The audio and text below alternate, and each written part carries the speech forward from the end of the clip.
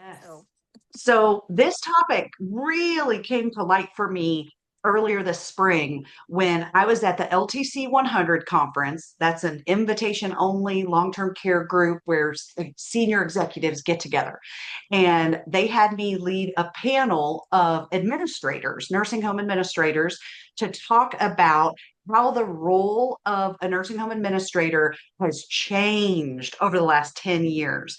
And one of the items that was just blew me away in my pre-interviews with those folks and then on the stage during our live panel was three of the four administrators said, I'm not gonna tell you the percentage yet, but I asked them, what percentage of your week do you spend on staff issues? What percentage of your week do you spend on staff issues? And three out of four of them said 50 to 60%. 50%. That's 20 hours a week, at least 20 hours a week that they are dealing with staff issues. And it wasn't just drama, it wasn't just, oh, somebody didn't show up or whatever. It was the whole gamut of conflict on the team, some mental health challenges for folks, the staffing, folks not showing up, scheduling issues and those conflicts. I mean, it was all the different things. And even just kind of being there for people who want to vent and being more friendly. Some managers are like their whole team's best friend and they just want to chit chat and talk and share with you. And so I actually had the audience raise their hand and I said, what percent do you think it is? 10%, 20%, 50%, and everybody in the audience thought it was between probably 20 and maybe 40%. By the time we got to 40%, all the hands came down. And when I said it was between 50 and 60% for most of these leaders, the room just, there was a like, an audible gasp, a sigh, whatever that was. It was like, are you kidding me? Because they have realized now that the staff today, right? You all know we teach this evolution of the workforce. They do not leave their drama at the door. They don't. They're bringing their whole self to work. So what does that mean for us, Carrie? What does that look like? What are you seeing a shift in leadership model? Where do we go from here? yeah, I think it's just really important for us to realize that we're not talking about just one bad morning here or there. It's really this whole shift, which is a structural drain, and it's quietly converting our managers' jobs from strategy to damage control. So I think it's important for us to realize it is this shift that has completely taken care, or just has completely taken place. And one of the things we have to realize is our leaders, our managers, they are really feeling like, I want to care, but I'm not a counselor. How do I manage those two things? I want people to know that I care about what's going on, but this is not what I got into this career to do, because Right?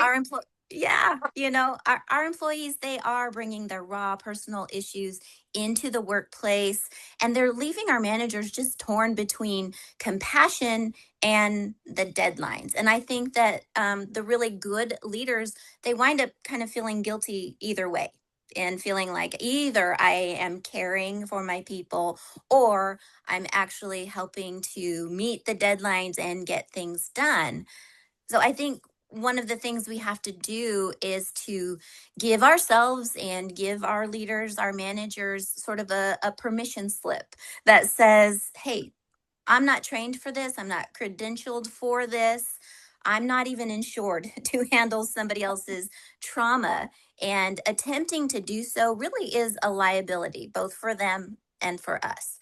So if you are leading people who are leading people, having that conversation with them where you, as their leader, are able to say, don't feel like you have to go the extra mile in these conversations. It's not even safe to do so. Um, Hmm. I I think that we sometimes get ourselves stuck in the either or. Either I'm being caring or I'm doing really good at my job and meeting deadlines. So let's shift. Let's shift to Right. a both and sort of a mindset where a Hmm. leader can talk to someone and say, "Hey, I see you as worthwhile, and this behavior is starting to affect our desired outcomes," right? Yeah. So we can have a both and caring about the person and requiring that the work isn't being affected. I Yeah. think it's important for us to realize that therapists get paid to listen weekly, but us as leaders and managers, we're running a business with daily metrics. Yes. So we actually last year launched a new training class called Coach with Care.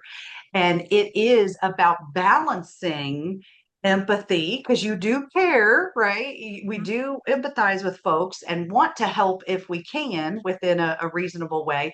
But also, we've got to get the job done. So we've got to have folks out on the floor providing great care or making great widgets or, customer Yes. service, like whatever business you're in, we absolutely have to make sure that we are delivering for our clients and our customers and those we serve. But yet, if we now know with today's new workforce that if we don't show appreciation and affirmation and recognition, which by the way are three different things, if we don't show those that to our folks, then they'll leave and we can't provide great products and services to those we serve because we will be short staffed and back underwater as well. So, actually, a year ago, if you guys didn't catch it, last July 2025, when we launched that class, we partnered with a therapist and our team did a webinar. We interviewed the therapist Brittany and talked about how do leaders balance that and kind of why we built the Coach with Care empathy and accountability class. That's what you're balancing, right? Empathy with accountability. And so definitely go back and check that out because it was straight from the therapist's mouth of what we can bring into the business world from a therapist's approach, right? We're not trying to make managers into therapists. We don't have time or credentials to teach people that, but we partnered with her on the program to teach some therapy fundamentals and some language, some phrases to use, and really a way to bring that into the business world, which is so important. So really glad to Yeah. have that now. Yeah. I like to tell my leaders that they don't need a license to care. They just need to know when is the clear handoff time for like what is beyond what's in my lane. It doesn't Yes. it doesn't take anything special to care. We just need to know where we're at with it and when it's gone beyond what is a reasonable thing for me to do. Yeah. And that's some of the wording I use is like what's a reasonable amount, what's Mhm. reasonable, and sometimes you Now, feel like yeah, sorry to jump in there, Carrie, but that yeah, word is very subjective. yeah, Okay. And I also want to tell folks there is no black and white here. I mean, maybe an HR consultant who is focused on compliance might have a little bit more of a black and white line for you, but we know that not only has the workforce evolved, leaders have evolved themselves. And also, we've realized that leadership has to evolve. And so, I personally, Carrie, I hope it's okay to call you out here. She's Gen X and I'm a millennial, right? yep, So, woo, we're of two different generations, even though yeah, Carrie's very millennial minded. But she did grow up in a time where you leave that stuff at the door and mhm, when I first got in the work world, people told me that, and I thought, you don't want to hear about my problems, like you don't care about me, and so I, as a millennial leader myself, I've always been way more open book and open to talking to people. I will even tell my team, hey, if there's anything I can do for you personally or professionally, and that's comfortable for some people. That's okay. mhm, One of my team members moved recently, and I said, "You better call me if you need help moving boxes." Like, I'm there, right? I will be there helping you move boxes and unpacking and packing and whatever you want, right? And yeah, so I really like to have a much closer relationship with some of my team or all of my team and to make that connection. Other leaders, that's not their approach. So it's not that there's a right or wrong, but it is about a balance. And it is, do you know your people? Do Mm. your people want you to be more open with them and they can be more open with you? Is that the culture that you've created there? Or are there much clearer boundaries and kind of the professional and personal is separate? Don't assume that other people agree with you of where your line is, and don't assume that other people know where your line is, because we have to, if you've ever heard me speak, you know I say communicate your expectations, because other people Yes. can't read your mind, right, Carrie? So Yes. Yes. that's a big one, where whatever you prefer or demand, require for your relationship with your team or your boss even, you Yeah. have to have that conversation nowadays because not everybody's on the same page. Would you Yes. agree or add anything, Oh, Carrie? Oh, yeah, absolutely. And, talking about what is reasonable being very subjective, I love that you reminded me of that because on my team, we create some internal words that we know what it means. And so reasonable for us has been defined by 5 minutes is very reasonable. Now that somebody could go beyond that. Again, if you're maybe more of that approach of Mhm. I can go beyond five, but my expectation that I'm communicating is 5 minutes. Listen for a good 5 minutes and be present in the moment, not listening while you're like, yeah, I'm doing something else. But truly in the moment. So we have kind of defined some of those terms on our team so everybody knows what the meaning of that word is and what the clear expectation is as well. Yeah, absolutely. Yeah. So then what do we do when, one size doesn't fit all? We say that a lot Yeah. too. So how do we adjust? How do we adapt? What is that going to look like? Right. Well, I think what we're really dealing with is a lot of people not understanding the difference between having empathy for somebody and having sympathy for somebody. And again, those are not the same thing because sympathy it's getting down in the ditch with someone when they are bringing in maybe some outside problems that they're experiencing in their own life. Or maybe it is internal within the company. Maybe there's some conflict going on. And sympathy says, yes, I'm going to get right in there in the ditch with you. But the accountability side is not being held up that way. Empathy Mhm. acknowledges the ditch is there. But I'm going to stay out of the ditch on the side of the road, so to speak, and help pull you out. So I That's think a great helping distinction. yeah, helping our leaders understand you are free to have empathy for your people, and here's some tools to help bring those through that crisis mode that others might be experiencing, and Yeah. just keeping it kind of real in the moment with really some words that are simple to just sort of have in my back pocket where I can start the sentence with I hear you. If Mm. I just utilize that at the beginning of whatever I might be saying next to them, I hear you. And I also know that we've got a deadline. So let's figure out some micro adjustments that we can make Mhm. because I think a lot of times leaders feel like, man, somebody wants to call out for a whole shift, or they're going to be gone multiple days, or we're going to have to really bump that deadline. And they are big shifts when really the dialogue can be about what are some micro shifts that we can make to where you are successful, we're still meeting our deadlines, but you don't feel overwhelmed. So, Absolutely. I think back, some of you are older than I am, right? I was born in the 80s. And I think back in the day, leaders didn't have to have empathy.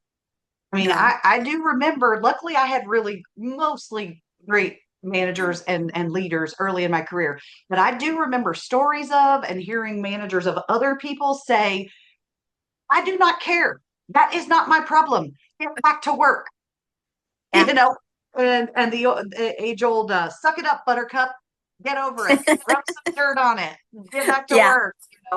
Not my problem, leave it at the door, all of those Yeah. things. And today, that is, I've just got to tell you, like, that is not going to fly with today's No. workforce. If you try to put them in their place and get them back to work and things, they will not be with us for long. Yeah. So, I know that's very frustrating for some people, especially a lot of folks who've been a leader for 20 plus years. And they kind of roll their eyes when I have this conversation, like, this is ridiculous. I have to handle them with white gloves and, have to worry about the real worry is, man, I can't even reprimand this person because they're going to quit because they did something wrong and I told them they did it wrong, Yeah. that type of thing. So there's definitely this balance, but I know with my team, I have built so much trust over time with my empathy and caring that when they do something wrong that I really have to address, or that I have to pull the accountability card a little more and say, I'm really sorry that you're dealing with all that right now and struggling with all that right now, but we've got to get this done. So could we focus on that for now, this for now, and Mhm. then I'll be happy to support you about this other item and we can handle that after work. In fact, from last year's webinar, I remember Brittany, the therapist, talking specifically about that kind of compartmentalizing and saying, if it's okay, let's talk more about this on your break. I'm here for you. Let's do that.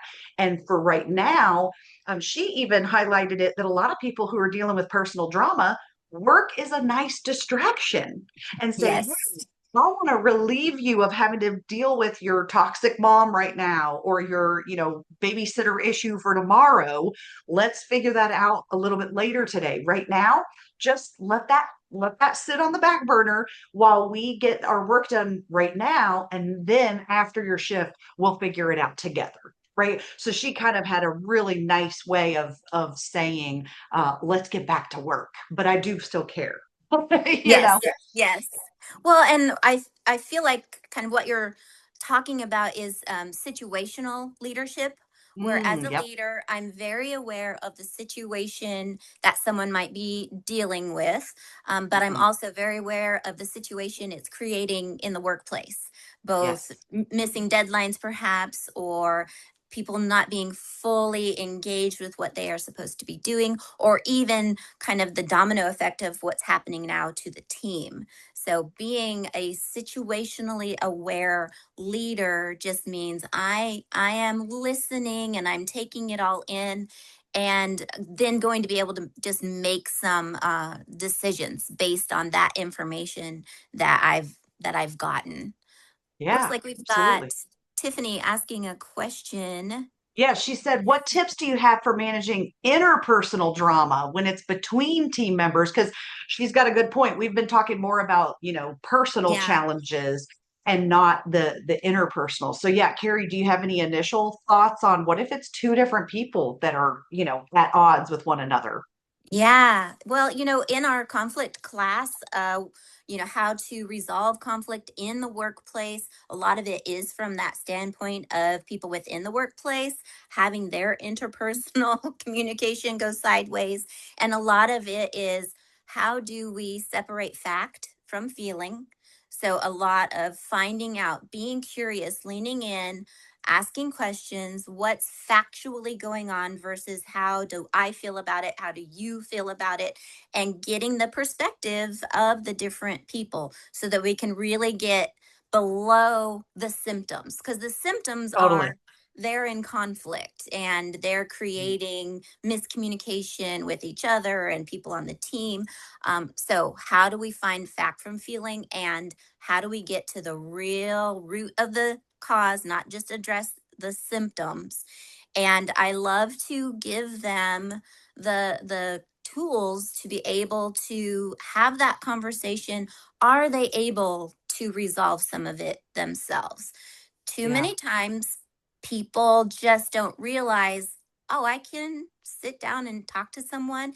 I might, as a leader, need to relieve them of 5 or 10 minutes of what they were being asked to do so that they can focus. Go focus on this with this other individual. See if you can have a conversation that leads to a good outcome. And if not, then I can come in and be that third party. But a lot of times, I look at them and say, well, have you really had a good amount of time to talk to this person? And a lot of Yes. times I realize they haven't, because they're feeling like I've got to keep going. I've got to stay busy. But it's really an investment of time if I give some of their duties to someone else for 10 minutes, or I take it on myself. I invest the time back to them to see if they can resolve it. And we've done some pre-training, hopefully, on how do they also get beyond the feelings of it, but find out what's really going on. So much of what happens frequently is a misunderstanding. So Yes. Yes. yeah. And and sometimes, okay, I have so many thoughts to unpack here on what you just said. First of all, from a generational standpoint, leaders need to understand and acknowledge and be prepared for the fact that so many more people in our workforce today are conflict averse. Yeah. They do not want to address an issue face to face. They either want to run to their manager and say, "Manager, you handle this for me," or they want to just sweep it under the rug and not handle it at all. And that becomes a much bigger issue over time. So we want to and need to be teaching and mentoring our folks how to address difficult conversations, difficult situations, and problem solving, critical thinking, some of those skills. We have to build those muscles in our team. It's not just going to Yeah. happen. And I'm telling you, the parents and the schools are not teaching it. So that's coming. And part of it, if you know my generational work, there's always a backstory to it. And part of it is we live in an age now where people have been raised with conveniences and not having to have very many difficulties in their life, or their parents were helicopter parents and would call the teacher for them and call the other parent if your kids were fighting, and they kind of handled it. So it has slowly changed over the last 25 plus years to that. So we need to first acknowledge that they are going to come to us as leaders more often to handle it. We need to be ready to mentor them and help them get through that conflict together. Another piece Yes. is I had a mentor early in my career, thank goodness, that said, if you don't like somebody, get to know them better. Because Yes. chances are it was just a first impression, or it's one thing about this person that you're like, I really don't like that about them. But if you find commonalities, there's a bunch of other stuff you do like and can talk about with that person. So, from a business standpoint, I'm going to pull this back to the organizations and the leaders and say, how much team building are you doing? Because what we Yes. have found when we teach our team conflict class, you're way better off preventing conflict Prevent. up front with more Yes. communication, more team building. And I'm not talking about, Yeah. we joke like spaghetti and marshmallow towers, and trust falls. Like, I'm not talking about that kind of Yeah. team building. But when you hire a new person, introducing them multiple times, especially if they work with different people on different shifts, of saying, hey, has everybody met Michaela? Has everybody met Cole multiple times, not just once, not just week one, over and over? And then in our vault, we have a vault. It's at magnetvault.com of all kinds of downloadable resources. If you have not already been in there or haven't been in there recently, we have a sheet called 2-minute team building questions. And so we ask little things like, do you prefer dogs or cats? Beaches or mountains, and at your daily huddle, or you could do it as an email or a text every day if you have a remote team, whatever you're doing, you can just ask these quick questions and it helps people find commonalities, because Yes. Carrie and I are both dog lovers. And so we have this instant connection, right? When we know that we both love dogs. So Yeah. those are just a few tidbits, to think about how it has evolved, and also get to, if you've got conflict with two folks, have them get to know each other a little better. I did Yes. have also early in my career somebody that I did not like, right? We just did not click. And we ended up having to have a conversation with HR, the three of us. And it turned out we had a different definition of professionalism. Yeah. I had a Dr. Seuss clock in my office that I had gotten for my college graduation. It was like Mac Daddy. It was really nice, pretty. It had the little fish in a bowl was like swinging from the Cat in the Hat's tail. It was really cool. Okay, really cool. But I'm a huge Dr. Seuss fan. In fact, I have tattoos and all the things. But I had this adorable Dr. Seuss clock in my office, and this woman who was twice my age was like, it's unprofessional. But this woman that I worked for or with couldn't hit a deadline to save her life. And I thought that is unprofessional. She needs to hit deadlines. She needs to respect other people's time. And so once we had our conversation with HR, it came down to, because she's like, what are you guys really upset about? What bothers you? How Yes. do we get past this? And it came down to just that kind of misunderstanding or misalignment of what we thought professionalism was. So Yeah. really important to have those conversations. Yeah. Well, and I love how you said, let's do some of this work at the beginning. Let's invest in helping our people know each other, maybe before we get to that personality clash between the coworkers. Here's a specific thing that I have done as part of my onboarding for new members. It's cookies and conversations. So when I'm onboarding somebody new, I will give them some cookies, 5 cookies, 5 different cards that have a conversation starter, and then their opportunity is to go and find somebody that they're going to be working with and invite them. Hey, I'm having lunch today, can I offer you a cookie and let's have a conversation? So they've got 5 opportunities to meet 5 people. I've given them the tool because we so Yes. many of us, we don't know how, well, how do I go about doing that? So there's a very specific tool that I've provided them with. It's cheap, and who doesn't love a cookie? So it gives Right? my people knowing the new members. So sometimes I will do it to somebody who's new coming on board. But if I'm sensing that there may Yes. be a more hesitant personality there, I'll give those 5 cookies to someone that is very strong on my team and say, you pick the 5 people and that are going to come and have a cookie and a conversation with our new person. So again, it goes back to knowing your people. But I Yeah. love just providing a tool in order to have that team building ahead of time, investing in the time before we get to the conflict. Yes. Yes. So, Carrie, I want to jump ahead here then Yeah. because we need to get to some meat here of so what do we do as leaders? What are some things now we understand why the workforce is a bit different and that they have these issues of conflict and we know now we need to be more proactive with team building and setting expectations, communicating up front. What are some other Yes. things that we can do that are tactical tips we can put in our toolkit here? Yes, we need some tactical resets for sure. Some little 10-second de escalation things that we can do because oftentimes the problem is we'll have an employee that is kind of spiraling in real time, either from something they brought from home or something that's taking place maybe with a coworker or a client right there. And we Yep. might not have time for a deep conversation. So we need some fast, zero cost tactics and things that we can do right away because our core job is not to fix it right then, but to help our people get regulated enough so that they can go ahead and handle the rest of their day and their shift. That's what we want. We want them to be able to Ding, ding, continue. ding. Yeah. Yes. So much of it, as with everything, so much of it comes back to the leader.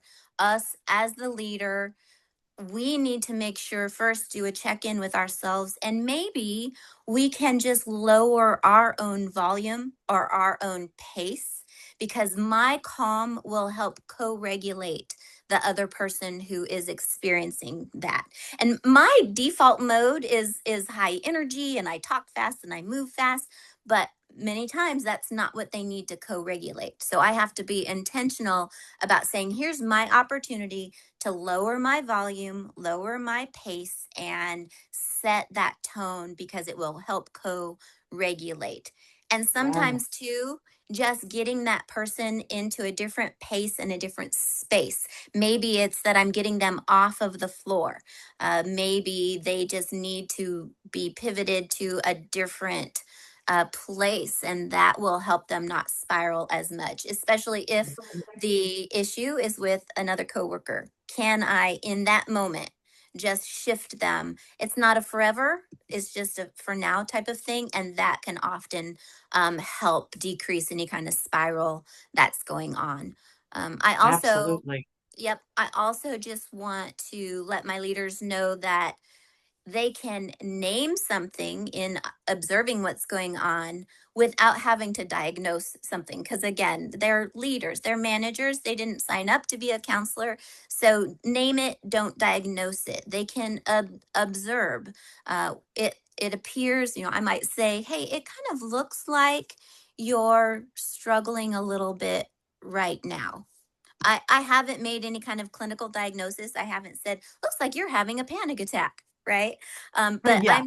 I'm just saying, just noticing. This is what I'm observing, and you can tell me, do I have that right or not? I could be way off base, right? So Mm. if you there is a therapist that I have learned so much from, and she often says, if you name it, you tame it. So let's just name what we are observing. That's Lisa Cuss. That is her thing, and I love it so much.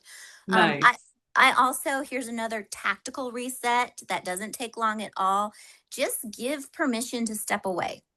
That removes the guilt from the person having to ask, hey, can I have a moment? But ahead of time, if I have named it and I've observed and I've got confirmation that, yeah, what I'm observing is correct, then ahead of time, I just let them know, hey, if you need to step away for a moment, you don't have to come ask me or ask anybody else. You can take that 5 minutes, because now they know they have that. They don't have to feel guilty about asking for it. It gives them some agency and autonomy. And when we can give people that, then they feel a sense of control back in, which can Yeah. also be very regulating for them. Mhm. Yeah. I would Another, recommend, if I could jump in for just a second, yeah, everything you yeah. just said, and I love that word regulating, right?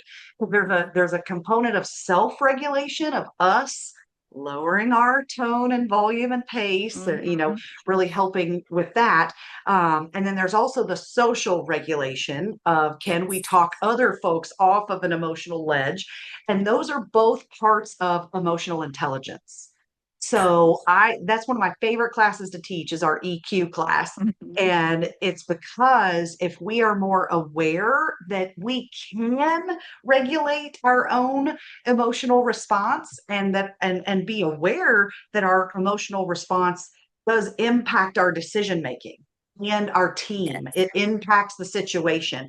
So if you're first aware, and self-aware and then self-regulating, those are the first two steps to then being more socially aware, where she's saying, I've noticed, I'm observing, and then getting to the social regulation of, can I help you to deal with this situation? And you might have seen me breathing while Carrie was talking, right? So I often, when I start to lose my cool or get flustered or whatnot, I take deep breaths. And some people don't like that. Like, let's take a breath. It's like telling somebody, calm down. Some people don't like that. But for me, I do. I do it for myself.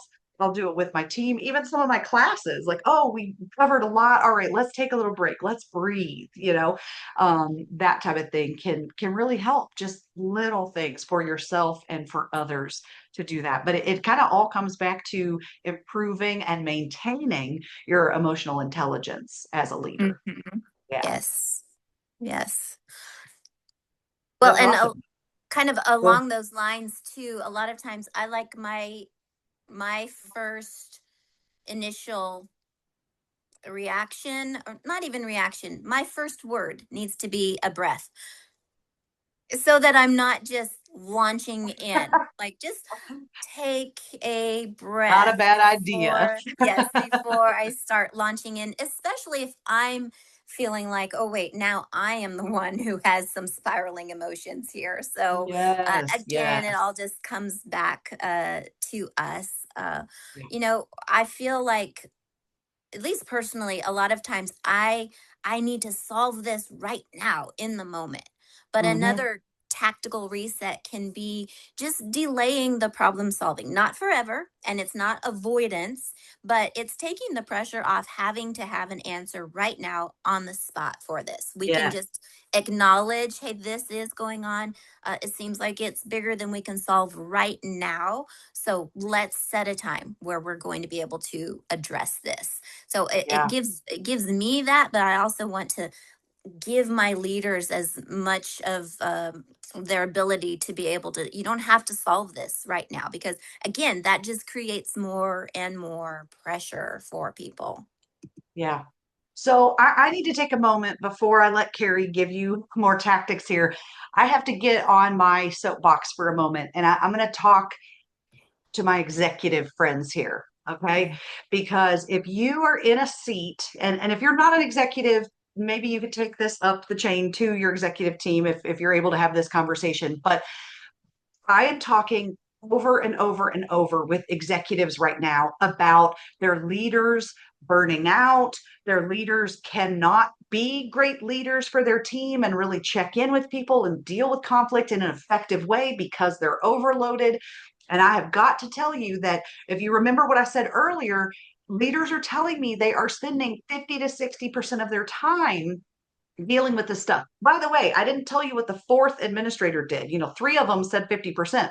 The fourth one said, I don't spend as much time on staff drama because I have mentored and trained and empowered my managers to deal with it, to handle it, to manage those situations. And he's put all of that proactive team building in place and proactive expectations, the setting the expectations and things. So he specifically said he has worked on this so that he doesn't have 50 to 60% of his time.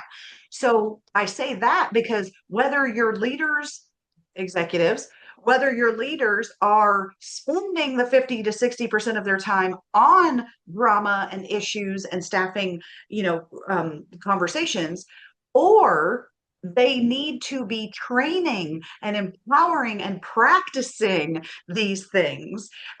They still need this time and space to do that.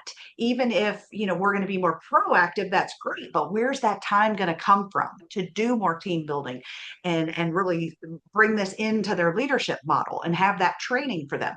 So, what I'm about to say is we have to look at our job descriptions.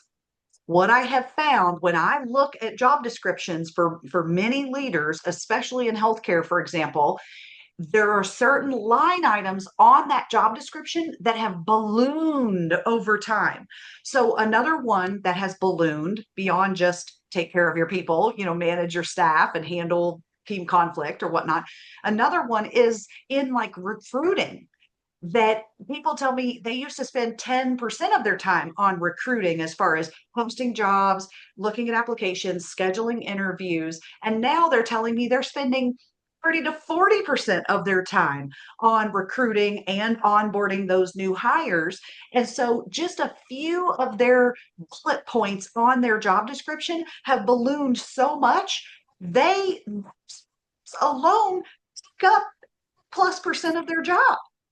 And so we still, as an organization, expect folks to still do their full-time job on top of this leadership expectation, where now I have to chase down people that didn't show up for the interview because even though they didn't show up, I still want to interview them. We liked their Mhm. resume or their application. And so I'm Yeah. calling to reschedule. I mean, even silly things like that, that people Yeah. didn't do that 20 years ago. If somebody didn't show up for an interview, then we don't want them. But now, in some positions, especially with a lot of the groups we work with, have lower wage, hourly, non degreed workers. We have more of that 30, 60, 90-day churn that we're trying to get a handle on and to get some stability there. And so we have to chase those people and still work harder to get them in and then work harder to keep them. So just a couple of thoughts there from an executive standpoint. This isn't all on the leaders of just be better leaders. Now, each one of you as a leader can implement, some adjustments and some micro strategies and better, more effective communication. You can make improvements that will help and that will move the needle and will make your life easier. Okay. That does happen. But also, I think it's also time for organizations to take a more holistic view at what is on a leader's plate today and really take a look at that. Because I've got some clients who, instead of all of the, for example, CNAs, the nurse aides reporting up to the director of nursing, they have a director of CNAs, or now they have a clinical operations manager that does all the scheduling and all the, logistics of the clinical team, and that is not on the clinical leader's plate anymore. So I'm seeing some really creative org charts and new job descriptions and adjustments being made to address these issues, because we can't just keep doing what we've always done when the workforce has changed, the workload has changed, and we need to take a different approach moving forward. So, all right, Yes. there we go. I'll get off my Yes. soapbox. Okay, That's a so great box. back to you, Carrie. What is Yeah. kind of a, I don't know, can you bring us home here? What's a new way of Yeah. thinking for Yeah. these leaders that are on our call today? Yeah, well, we had somebody, just an outstanding participant in this webinar who sent us questions ahead of time, which I absolutely love that she emailed us. And there were like three specific questions. When I was looking through them, it really occurred to me that there were really three different flavors of the same underlying tension that many leaders are feeling, which is how Yes. do you get enough information from people about what's going on so that we can manage them well without turning ourselves into a therapist. And, Hmm.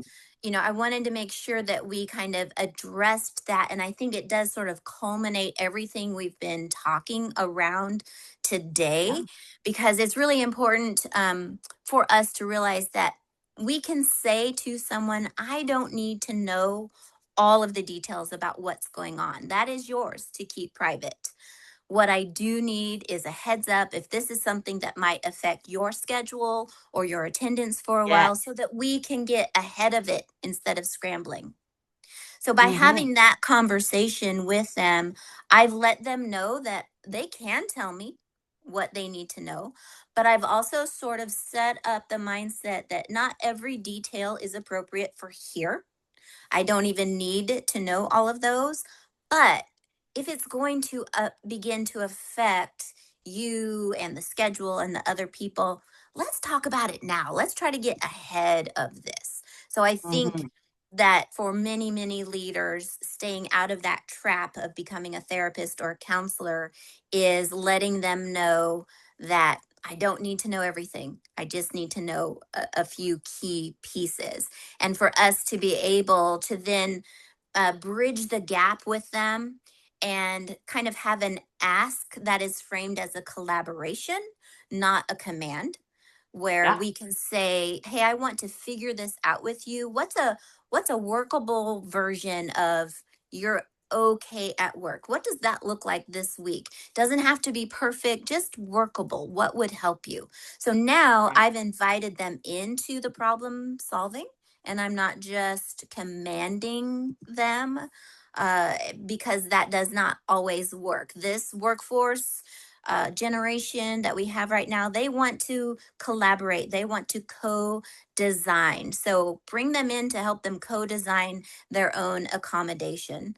And Hmm. that can sound like a lot of work, but it's an investment that's going to pay off, because if they have co designed it, then they can't push back against it because they had a voice Yeah. in the solution of it. And I think that's how we get engagement without it backfiring Right. also. Right.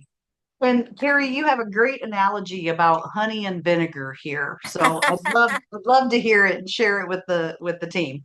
Yes, yes. So maybe folks have heard that You catch more flies with honey than vinegar. That's an old saying. I don't know if it's just regional for me, but again, because I am Gen X, and the workplace, we did not bring everything to work. That's kind of the vinegar approach. That's the leave it at the door. It's rigid, it's dismissive, but what it costs us is our employees. They will Mm. quit. So if we swing too far the other way, though, now we've got sort of this honey without limits. It's listening with no boundaries, but it costs. It costs our own capacity. We burn out, and it costs our team members, and it's not serving anybody well. So, what we want is the sweet spot. We need to be able to have this honey with guardrails, so to speak. So, it's There we go. us, yeah, us being able to be kind and human, but also keep the lines very clear. So we've got some clear guardrails, and that's not the opposite of compassion. Those guardrails, that's what makes compassion sustainable, because this is a marathon. We're going to come into work again and again and again. So when people know where those lines are, the drama drops, the performance rises, and we get our weekends back. We hope we get our after hours back. So I just encourage people to find their sweet spot and begin clearly communicating what is acceptable and what the guardrails are. Yes.